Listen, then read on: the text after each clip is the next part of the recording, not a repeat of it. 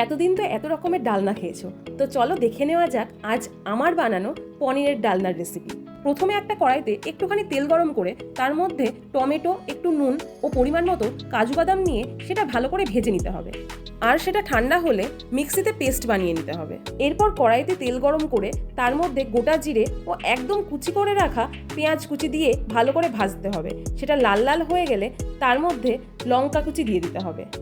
এরপর আগে থেকে বেটে রাখা আদা রসুনের পেস্ট দিয়ে সেটা ভালো করে নাড়তে হবে।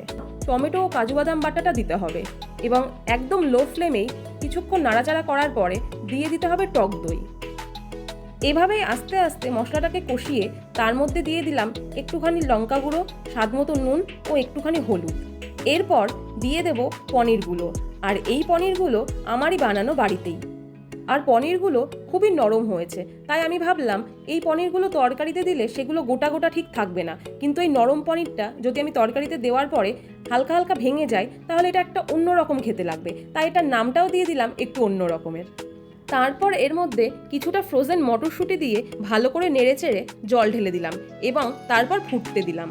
এবং ফুটতে ফুটতে পনিরগুলো মোটামুটি ভেঙে গেছে, আর স্বাদ মতো একটুখানি চিনিও দিয়েছিলাম।